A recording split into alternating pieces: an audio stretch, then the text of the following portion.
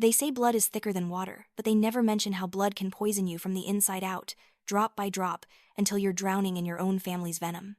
The Sunday brunch at the Piedmont Country Club in Charlotte should have been like any other. The same manicured lawns, the same crystal champagne flutes catching the morning light, the same forced smiles that never quite reached anyone's eyes. I parked my Tesla in the shade of a magnolia tree, its white blossoms reminding me of the innocence I'd lost somewhere along the way to these monthly gatherings. My hands gripped the steering wheel for a moment longer than necessary, and I told myself what I always did. This would be the last time I'd endure their contempt, but even I didn't believe it anymore. The dining room hummed with the particular frequency of Southern politeness, where sugar-coated words masked bitter intentions. My sister Brooke held court at the center table, her blonde hair perfectly styled, her designer dress hugging her post-baby figure in a way that screamed expensive personal trainer. Baby Lily, barely 3 months old, lay nestled in her arms like a trophy she'd won at some exclusive auction. The sight of my niece made my heart soften despite everything. Children were innocent in family wars they never asked to join. I approached slowly, my Louboutins clicking against the marble floor with a confidence I didn't feel. All I wanted was to see my niece, to perhaps hold her for just a moment, to feel that pure connection that should exist between an aunt and her sister's child. Brooke's husband Marcus saw me first, his face shifting from neutral to uncomfortable in the space of a heartbeat. He muttered something to Brooke, who turned toward me with the precision of a predator sensing prey. The transformation in her expression was immediate and visceral. Her arms tightened around Lily as if I were carrying some contagious disease. When I reached out my hand, not even to take the baby but simply to stroke her tiny fingers, Brooke recoiled with such violence that several nearby conversations stuttered to a halt. "Don't you dare touch her!" Brooke hissed, her voice low but sharp enough to draw blood. "You're filthy, Nadia. Absolutely filthy. I know what you are, what you've done. No one wants someone like you near their children. You're disgusting." The words hung in the air like a toxic cloud. I felt my face burning, not with shame but with a rage so pure it made my vision blur at the edges. Around us, family members pretended not to notice, but I caught the sideways glances, the barely suppressed smirks. My cousin Janet actually had the audacity to nod in agreement. They all believed Brooke's lies, the poisonous rumors she'd been spreading for years about my supposed lifestyle, the carefully crafted narrative that painted me as some kind of deviant, unfit for polite society. The irony was exquisite in its cruelty. Here stood Brooke, whose entire business empire had been built on my money, my connections, my midnight interventions when her deals went south, calling me filthy. The woman who'd borrowed hundreds of thousands of dollars over the years, who'd used my financial expertise to save her company from bankruptcy not once but 3 times, who'd taken everything I'd offered and given nothing back but contempt. I straightened my spine, feeling something inside me crystallize into diamond-hard resolve. My voice, when it came, was steady as granite. "I understand completely, Brooke. Crystal clear, in fact." I turned and walked out without another word, my heels striking the floor with the finality of a judge's gavel. Behind me, I heard Brooke's triumphant laugh, the sound following me through the grand entrance and into the parking lot where the noon sun beat down mercilessly. She thought she'd won. She always thought she'd won. The drive back to Asheville took 3 hours, winding through the Blue Ridge Mountains that usually brought me peace. Not today. Today, every curve in the road reminded me of the twisted path that had led me here, to this moment of absolute clarity. The mountain vistas, usually so majestic, seemed to mock my smallness, my years of being diminished by people who should have loved me. My apartment in downtown Asheville, tucked into a converted warehouse near the River Arts District, had always been my sanctuary. Floor-to-ceiling windows overlooked the French Broad River, and on most evenings, I'd sit with a glass of wine watching the sunset paint the water gold. But tonight, I didn't turn on the lights. I sat in darkness, my laptop screen the only illumination, casting shadows that seemed appropriate for what I was about to do. I opened file after file, spreadsheets I'd maintained for years, tracking every dollar I'd invested in Brooke's ventures. The numbers told a story of systematic exploitation. $3 million here for the tech startup that almost folded, $500,000 there for the real estate development in Lake Norman. Another $1 million for the boutique hotel chain that Brooke claimed as her solo success story in Charlotte Business Journal. All of it funded by me, the filthy sister she couldn't bear to have touch her precious baby. But the real treasure was in the details I discovered months ago and kept to myself, waiting for, well, I hadn't known what I was waiting for until today. Brooke had over-leveraged everything. Her company was a house of cards built on debt, with my investments as the foundation. She'd taken out massive loans using the assets I'd helped her acquire as collateral, creating a web of financial obligations so complex that even her CFO probably didn't fully understand the exposure. The killing blow was a term loan of $15 million from Piedmont Financial Group, secured against the company's entire asset portfolio. The loan had a covenant requiring minimum liquidity ratios that Brooke was barely maintaining. If I pulled my investments, which were structured as callable notes thanks to my insistence years ago, the liquidity would evaporate, the loan would go into technical default, the bank would call it in, and Brooke's empire would collapse like a house of cards in a hurricane. I spent the next 6 hours crafting my strategy with the precision of a surgeon preparing for a complex operation. Every move had to be legal, every document ironclad, every action defensible in court if it came to that. I wasn't going to give Brooke any ammunition to paint me as the villain. The beauty of the truth was that I didn't need to be vindictive. I just needed to stop being generous. The next morning came gray and drizzly, fitting weather for an execution. I called my attorney, Patricia Weinstein, a shark in Chanel who'd been begging me for years to stop enabling Brooke's financial parasitism. Finally, Patricia said when I outlined my plan, "I've been waiting for you to grow a spine. The paperwork will be ready by noon. Are you certain you want to do this?" I've never been more certain of anything in my life. The legal notices went out that afternoon. Formal notification that I was calling in my notes, exercising my rights as an investor to demand repayment of the callable debt. The timeline was aggressive but legal. 30 days for full repayment of $4.7 million. I knew Brooke didn't have it liquid. She'd have to scramble, and scrambling would trigger the attention of her other creditors. The first call came at 6 p.m. "Nadia, what the hell is this?" Brooke's voice had lost its usual condescension, replaced by something I'd never heard before. Fear. "You can't just pull out. We have agreements, understandings, all of which allow me to call in my investments with proper notice," I replied, examining my nails with the dispassion of someone discussing the weather. "Which I've provided. You have 30 days. 30 days? Are you insane? You know I can't liquidate that much cash in 30 days. The company will what? Brooke? Collapse? Maybe you should have thought about that before calling me filthy in front of our entire family, before spreading lies about me for years, before taking my money with one hand while pushing me away with the other. This is about yesterday? You're destroying me over hurt feelings?" I laughed, and the sound was like breaking glass. "No, Brooke. This is about respect. This is about consequences. This is about the price of treating someone like dirt while standing on their shoulders." She tried everything over the next week. Threats came first, voicemails about lawsuits and familial duty and how I was destroying baby Lily's future. Then came the bargaining, offers of profit sharing and board positions and public acknowledgments of my contributions. When those failed, she sent Marcus to my apartment. He stood in my doorway, looking like a man on his way to his own funeral. "She's desperate, Nadia. The banks are already sniffing around. If you don't stop this, we'll lose everything." I poured myself a glass of wine, didn't offer him any. "There is no we, Marcus. There's Brooke, who built her kingdom on my money while treating me like a pariah. And there's you, who stood by and let it happen. You watched her humiliate me for years and said nothing. I didn't know about the money. She never told me how much. But you knew about the cruelty. You heard the things she said about me. You saw how she treated me, and you chose to stay silent. That makes you complicit." He left without another word, shoulders slumped in defeat. By the second week, the Charlotte business community had begun to notice something was amiss. Brooke's company, Magnolia Ventures, had delayed payments to several vendors. Construction had stopped on their flagship Lake Norman development. Employees whispered about frozen hiring and canceled bonuses. The blood was in the water, and the sharks were circling. I received a call from David Chen, a developer I'd introduced to Brooke years ago. "Nadia, what's happening with your sister? She's missed 2 payment milestones on our joint venture." "I'm no longer involved with Magnolia Ventures," I told him. "I'd suggest you protect your interests." The dominoes fell faster after that. David pulled out of the joint venture. Other investors started asking questions. The Piedmont Financial Group sent an audit team to review Magnolia's books. Brooke tried to hide the hemorrhaging, but in the age of social media and instant communication, financial distress has a way of becoming public knowledge at light speed. On day 18, she cracked.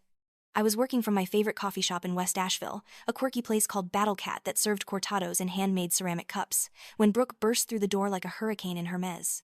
Her usually perfect appearance was crumbling at the edges, mascara slightly smudged, hair escaping from what had probably started as an elegant chignon, designer blouse untucked on one side. "You vindictive bitch," she snarled, causing every hipster in the place to look up from their laptops. "You're destroying everything I've built." "Everything you've built?" I closed my laptop slowly, giving her my full attention. "With whose money, Brooke? Whose connections? Whose expertise that saved your ass every time you overreached?" She lunged at me then, actually lunged, grabbing my coffee and throwing it against the wall where it exploded in a brown starburst. 2 baristas rushed over, but I waved them off. Let her perform. Let everyone see the real Brooke Wellington, not the polished facade she presented to the world. "I'll ruin you," she hissed. "I'll tell everyone what you really are. How you've been sabotaging me from the inside. How you're jealous of my success, my family, my life. Go ahead. I said calmly, pulling out my phone and starting to record. Tell them. While you're at it, explain how someone so beneath you managed to fund your entire empire. Explain how the person you called filthy and disgusting was good enough when you needed money but toxic when you got what you wanted. She slapped me. Hard. The crack echoed through the coffee shop, and this time the baristas did intervene, threatening to call the police. Brooke stormed out, but not before I saw the tears streaming down her face. They might have moved me once, not anymore. Day 25 brought the news I'd been expecting. The Charlotte Observer ran a story about Magnolia Ventures' financial troubles. High-flying real estate firm faces liquidity crisis, read the headline. The article was carefully factual, noting the stopped projects, the departed investors, the rumors of an impending loan default. Brooke's photo accompanied the article, a glamour shot from better days that now seemed like cruel irony. My phone buzzed with messages from family members who'd ignored me for years. Suddenly, everyone wanted to know what had happened, whether I could help, whether this was really necessary. I deleted them all without reading. Where were these concerned relatives when Brooke was spreading poison about me? Where was their intervention when I was being ostracized at every family gathering? On day 28, Marcus called one last time. His voice was hollow, defeated. The bank is calling in the loan. We have 48 hours to pay $15 million or they seize everything. The house, the cars, the company assets. Everything. I know. Can you live with this? Destroying your sister? Making your niece grow up in poverty? Lily won't grow up in poverty, I said. I've set up a trust fund for her education. It will be available when she turns 18, administered by a third party. She'll have every opportunity, just not courtesy of parents who thought material wealth was worth more than human decency. And Brooke? Brooke will learn what it feels like to have nothing and be treated like you're worth even less. Maybe she'll develop character. Maybe she won't. Either way, it's no longer my concern. Day 30 arrived with the kind of crisp mountain morning that makes Asheville feel like paradise. I stood on my balcony, coffee in hand, watching the sun burn off the fog along the river. My phone sat silent on the counter. The deadline had passed at midnight. By now, Brooke would have received notice of default. The banks would be moving to seize assets. The life she'd built on my foundation while denying my worth had crumbled to dust. 3 months later, I was in my office, reviewing proposals for a new sustainable development project when Patricia called. Thought you'd want to know. The Magnolia Ventures bankruptcy just finalized. Brooke got nothing. The creditors took everything. And where is she now? Last I heard, she and Marcus are living with his parents in Gastonia. She's working as a real estate agent for a small firm. Marcus is doing consulting work. I felt neither satisfaction nor regret, just a sense of completion, like finishing a necessary but unpleasant task. Good. Maybe she'll learn to appreciate people who help her. Do you think she understands what happened? Really understands? I thought about it, remembering Brooke's face that day at the country club, the disgust in her eyes when she looked at me. No. She probably thinks I'm a monster who destroyed her out of spite. She'll never admit that she destroyed herself the moment she decided I was worthless, despite everything I'd given her. That evening, I attended a gallery opening in the River Arts District. The space was full of light and color, conversations flowing like wine, which was also flowing liberally. A woman named Sarah, an artist whose work I'd been following, approached me with a warm smile. Nadia, I heard about your new development project, the one focused on affordable artist housing. That's incredibly generous. Not generous, I corrected gently. Just right. People who create beauty deserve stable homes. Everyone deserves to be valued for their contributions. As we talked, I caught my reflection in one of the gallery windows. I looked different than I had 6 months ago. Not younger or older, but somehow more solid, more real. The woman looking back at me wasn't trying to earn anyone's approval or love. She was complete in herself, defined by her own worth rather than others' perception of it. A year passed. Asheville exploded in autumn colors, the mountains dressed in gold and crimson like nature's own revenge against the dying of the light. I was having lunch at Curate, treating myself to Iberico ham and a glass of Rioja, when I saw her. Brooke sat alone at a corner table, nursing a water and picking at a salad. She'd lost weight, her clothes were off the rack rather than couture, and her hair showed roots that needed touching up. But what struck me most was the absence of her usual armor of arrogance. She looked human in a way she never had when she was on top. Our eyes met across the restaurant. For a moment, neither of us moved. Then she rose and walked over, each step measured and careful, like someone approaching a wild animal. May I? She gestured to the empty chair across from me. I nodded. We sat in silence for a full minute before she spoke. Lily asks about you. She's starting to talk now. She points at pictures and says, Naya. She's beautiful. I've seen the photos Marcus posts. You set up a trust fund for her. Education only. She deserves opportunities. Brooke's hands twisted in her lap. I told people you were sick, that there was something wrong with you. I spread lies because I was jealous of how easy everything seemed for you. The success, the confidence, the way you never needed anyone's approval? Nothing was easy, Brooke. I just never showed you the work. I know that now. She looked out the window at the street where tourists wandered between galleries and shops. I destroyed everything you gave me because I couldn't stand owing you. It was easier to hate you than to be grateful. And now? Now I work 60 hours a week to afford a 2-bedroom apartment. Marcus's parents watch Lily while we work. We shop at Target and clip coupons. And you know what? Lily doesn't care. She laughs the same whether she's wearing designer clothes or hand-me-downs. She loves us the same in our cramped apartment as she did in our McMansion. That's because children understand what's actually valuable. Brooke met my eyes then, and for the first time in years, I saw my sister. Not the polished construct she'd built to impress others, but the girl who used to split her Halloween candy with me, who held my hand during thunderstorms, who cried when I left for college. "I'm sorry," she said simply, "not because I lost everything, not because I need your help, but because I threw away the only relationship that actually mattered for ones that disappeared the moment my bank account did." I considered her words, rolled them around in my mind like wine, testing their vintage. I appreciate that, but I can't go backward, Brooke. I can't pretend the past didn't happen. I'm not asking you to. I just wanted you to know that I understand now. What I called filthy was actually pure. What I thought was weakness was strength. And what I destroyed was the only real thing I had. She stood to leave, then paused. "Lily's birthday is next month, October 15th, 2 p.m. at Carrier Park. Nothing fancy, just cake and playground time. You don't have to come, but you're invited." After she left, I sat with my wine, watching the afternoon light shift across the mountains. The anger that had driven me for so long had dissipated like morning mist. In its place was something harder to define, not forgiveness exactly, but a kind of peace. October 15th came crisp and bright. Carrier Park was full of families enjoying the fall weather, children shrieking with joy on the playground, dogs chasing frisbees across the grass. I spotted them near the picnic shelters, Brooke pushing Lily on a swing while Marcus set up a modest spread on a picnic table. I'd debated for weeks whether to come. In the end, it wasn't about Brooke or even about forgiveness. It was about Lily, who deserved an aunt, and about me, choosing who I wanted to be moving forward. Lily saw me first. Her face lit up with the pure recognition that only toddlers can manage, and she squealed, "Naya, Naya," with such delight that my heart cracked open. I scooped her up, feeling her small arms wrap around my neck, smelling her baby shampoo and birthday cake sweetness.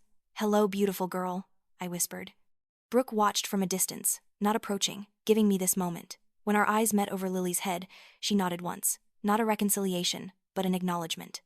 We were different people now, shaped by our choices and their consequences. The party was simple: grocery store cake, juice boxes, a few other families from their apartment complex. I stayed for an hour, pushing Lily on swings, helping her navigate the slide, treasuring her laughter. When I left, I handed Marcus an envelope. "For extras," I said. "Toys, clothes, whatever she needs." He started to protest, but I shook my head. "It's not for you or Brooke. It's for her." Driving home through the mountain passes, I thought about families and the stories we tell ourselves about blood and water and thickness. The truth was more complex. Blood could be thick with poison or thin with neglect. Water could be clear and sustaining or muddy with deceit.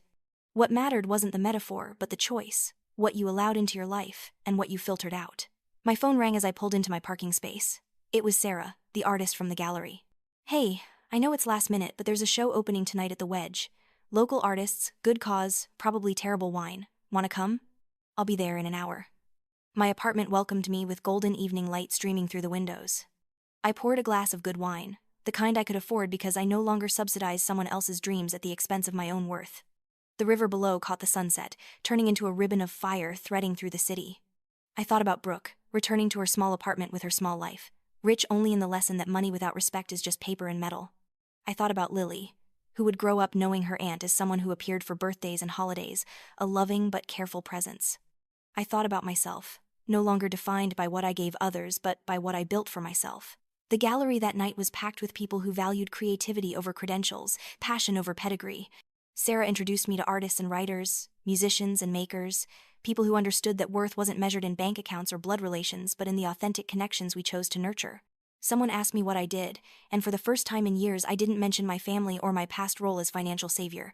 I simply said, "I invest in things that matter." Looking back now, I realize the price of disrespect isn't just what it costs the disrespected. It's what it costs the one who dishes it out, who learns too late that contempt is a luxury no one can actually afford. Brooke paid that price in full, losing everything she'd built on the foundation of my dignity. But I paid a price too, the cost of finally valuing myself enough to demand respect, even if it meant standing alone. It turns out that's not really a cost at all. It's an investment in the only thing that truly matters. The knowledge that you're worth more than what others are willing to give you. That your value isn't determined by their recognition of it. The mountains around Asheville stand ancient and unmoved by human drama, teaching their quiet lesson to anyone willing to listen. They were here before us, will be here after us, and in between, they remind us that strength isn't about never being worn down. It's about knowing your own bedrock, the solid core that remains no matter how much others try to erode it. I think about that Sunday brunch at the country club sometimes, Brooke's voice calling me filthy, the family's silent complicity in my humiliation. It no longer stings. Instead, it serves as a reminder of the moment I stopped accepting counterfeit currency in exchange for genuine gold. The moment I decided that being called filthy by someone covered in the mud of their own making was actually a compliment. They say revenge is a dish best served cold. But I've learned it's not really revenge at all. It's just the universe's way of balancing the books, of ensuring that everyone eventually pays the true price for what they've purchased with their actions. Brooke bought contempt with credit she didn't have, and when the bill came due, she couldn't afford the interest. As for me, I'm debt-free in every sense that matters. And that, more than any revenge, is the sweetest victory of all.